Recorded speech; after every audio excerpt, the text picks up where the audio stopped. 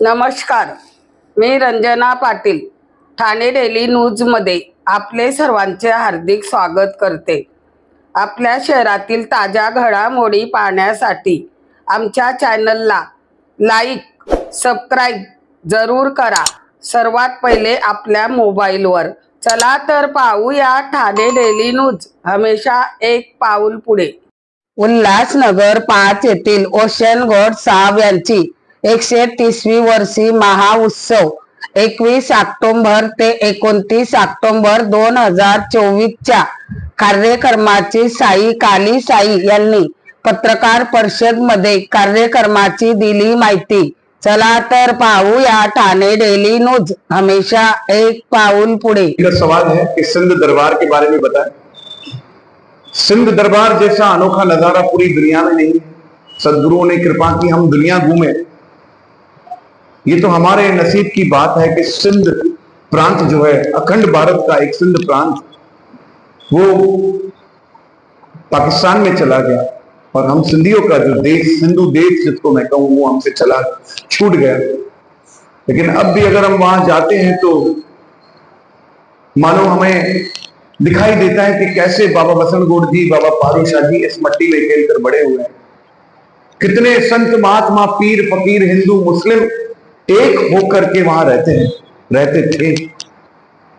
कभी जात पात धर्म का भेदभाव ना रहा। और आज भी मैं आपको बताऊं कि वसंत शाह दरबार सिंध आसाऊ तड़की के 5 पिलर सिंधु दरिया के अंदर है, सिंधु नदी के अंदर है। जिस इंडस रिवर का दर्शन करने लोग लेह लद्दाख जाते हैं, हमारी दरबार सिंधु नदी की गोद में है। और सिंधु नदी का वृतांत गंगा नदी से कम नहीं है, इतना पाक पवित्र वृतांत है उनका। आज भी ये जो लंगर की सेवा आप देख रहे हो कि अभी 3 साल हुए हैं, यहां शुरू हुई है। सिंध में रोहड़ी शहर में बाबा का जो दरबार है, 150 सालों से ये प्रथा चलती आ रही है लंगर सेवा की। 24 घंटे अखंड लंगर चलता है वहां कुछ देखा नहीं जाता कि कौन हिंदू है, कौन मुस्लिम है, कौन सिख है, कौन ईसाई है। दरबार का कुणका, दरबार का दाना सबके लिए है। यहाँ कोई फर्क नहीं, क्योंकि ये दरबार सूफी संतों की दरबार, फकीरों की दरबार है। तो सूफी संतों में कभी ये भेदभाव रखा नहीं जाता, यहाँ प्रेम की बातें होती है। तो सिंध दरबार आज भी उपस्थित है सदगुरुओं की कृपा से। मैं आपको एक बात, छोटी सी कथा बताऊं, बहुत सुंदर कथा है। जब हमारे बड़े पार्टीशन के बाद यहां आए तो आप लोग को पता होगा कि सभी लोग क्लेम्स ले रहे थे कि भाई हम अपना शहर छोड़ करके आए हैं, स्थान घर छोड़ करके आए, हमें क्लेम में जगह मिल जाए, पैसे मिल जाए। तो एक क्लेम ऑफिसर था, उस जमाने की बात मैं कर रहा हूं आपसे, ये फकीरों की बढ़ियाई है। एक क्लेम ऑफिसर था जिसका नाम था मिस्टर लालवानी, वो दरबार के परम भक्त। उस क्लेम ऑफिसर ने बिना, उस वक्त गादी नशीन थे बाबा साईं चेतन राम साहब जी, चौथी पातशाही। पहली पातशाही बाबा पारूशाह, दूसरी साईं वसंतगोड़, तीसरी साईं अमरदास, चौथी बाबा चेतन राम। उस क्लेम ऑफिसर ने कि कैसे मैं अपने सदगुरु को खुश करूंगा, सरप्राइज दूंगा। उस जमाने में आप सोचिए त्रिपाठी जी, उस जमाने में 9.5 लाख रुपए का क्लेम पास करवाया था दरबार का। 9.5 लाख रुपए कितने होते हैं? मान लो आज अगर वो 9.5 लाख हमारे सदगुरु ले रहे थे तो पूरा 5 नंबर दरबार का हो जाता था। उस जमाने के हिसाब से बात करें हम, 1950s में। वो आए लालवानी जी मिठाई लेकर के और चेक लेकर के आए। चेक लेकर के आए सीधा कि बाबा ये आपके नाम से मैंने अपनी मर्जी से पास करवाया था, कि ये देखिए बाबा जी मैं एक सरप्राइज लेकर आया हूं आपके लिए। बाबा ने देखा, बाबा ने बोला 9.5 लाख रुपए किस चीज के आएंगे? बोला आप वो वहां सिंध में अपना दरबार छोड़ करके आए हैं ना, उसके एवज में हमने क्लेम डाला था, वो क्लेम पास हो गया और ये आपका चेक 9.5 लाख रुपए का। बाबा ने कहा ये क्लेम वापस ले जाइए और वापस गवर्नमेंट में जमा कर दीजिए, हमें कोई क्लेम नहीं चाहिए। क्लेम किस चीज का लिया जाता है? क्लेम लिया जाता है उस चीज का जो चीज बंद हो गई हो या किसी का कब्जा हो गया हो जिस चीज पर। हमारी दरबार आज भी वहां है, आसाउतर। आज ही हमारे दरबार का नाम है आसाउतर, मुरादे पूरी करने वाला दर। ये दरबार का आज जुगाते आसाउतर आज भी अपनी कृपा बसा रहा है। हम नहीं है, लेकिन खुद साक्षात साईं वसंतगोड़ जी वहां बैठे हैं, उनकी समाधि वहां है, उनका स्थान पूरा वही है। तो हम क्लेम उस चीज का नहीं लेंगे, क्योंकि वो स्थान चालू है, वो स्थान बंद नहीं हुआ। सदगुरुओं ने वो क्लेम, ये हमारे दरबार के सदगुरु की सच्चाई है कि वो क्लेम उन्होंने उन्हें वापस दे दिया। और आज भी सिंध दरबार के कुछ कमिटी मेंबर्स हैं जो दरबार की सेवा संभाल रहे हैं। बहुत सुंदर कार्य चल रहा है, बहुत बड़ा स्थान है। आज भी मैं समझता हूँ लगभग 25,000 स्क्वायर फीट में वो दरबार बना हुआ है। 6,000 स्क्वायर फीट में अंदर दरबार है, बाहर प्रांगण है, कमरे बने हुए हैं रहने के लिए।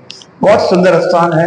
और बस तकलीफ है कि हमारे भाई बैठे हैं, वो बहुत सुंदर सिंधी में एक सचल साईं ने दोहा कहा था, मजहबन मुल्क में मानू मुंझाया। मजहबों ने, धर्म ने, मजहबों ने इंसान को कंफ्यूज कर दिया। के निबड़ी नमाज पढ़ने के मंदिर बसाया। कुछ लोग झुक करके नमाज पढ़ रहे हैं, कुछ मंदिरों में जा रहे हैं, लेकिन सचल साईं फरमाते हैं, बहुत बड़े फकीर हुए, दरवेश हुए, मजहबन मुल्क में मानू मुंझाया के निबड़ी नमाज पढ़ने के मंदिर बसाया, पर सचल ओडा की ना आया अकुल वारा इश्क। सचल साईं कह रहे हैं कि इश्क के आगे अक्ल फेल है। बस इश्क की ही लीला है, प्रेम की ही लीला है, जिसकी वजह से ये स्थान आज भी कृपा बरसा रहे हैं। तो एक तो नंदू जी का ये सवाल, और अभी जीतू जी का सवाल था कि कौन कौन भगत कलाकार गुणी ज्ञानी आ रहे हैं। मैं आपको बताऊं, बहुत सुंदर सुंदर कलाकार आ रहे हैं। निकुंज कामरा जी, बहुत बड़ी कृष्ण भक्त, जो आकर के यहाँ भजन कीर्तन करेगी। श्री इंद्रेश महाराज जी एक दिन के लिए वो भी सेवा देने आ रहे हैं। साथ ही साथ हमारे एक छोटे बालक हैं 7 साल के, जिन्हें भागवत कंठित है, उनका नाम ही भक्त भागवत है। 2 दिन की सेवा वो भी देने आ रहे हैं।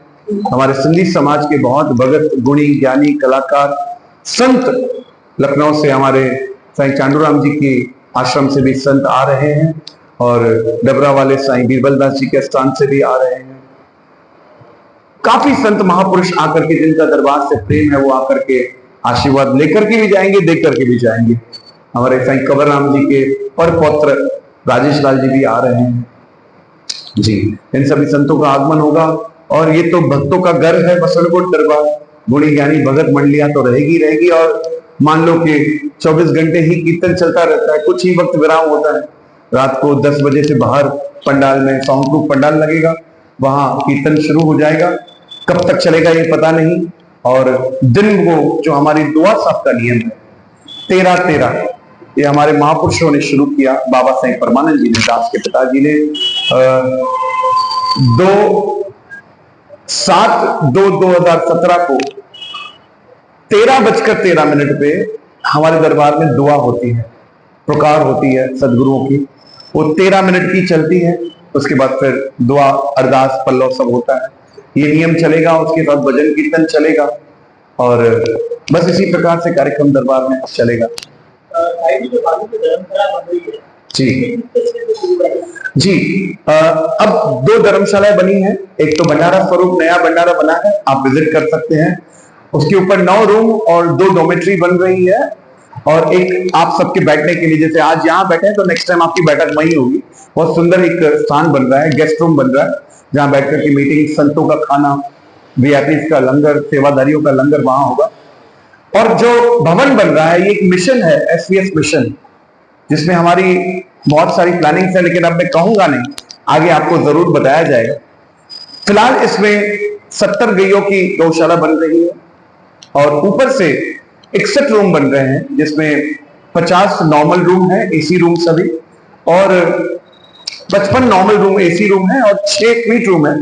जैसे संत महापुरुष दरवेशों का आना जाना यहाँ रहता ही है, उनके लिए 6 रूम स्वीट रूम हम बना रहे हैं, और एक बैंक्वेट हॉल बना रहे हैं, जिसमें जनेऊ संस्कार जिनको करना है, जिनको एंगेजमेंट का कार्यक्रम करना है, माता की चौकी करवानी है, छोटे छोटे कार्यक्रमों के लिए 300-400 लोगों का वो बैंक्वेट हॉल भी बन रहा है।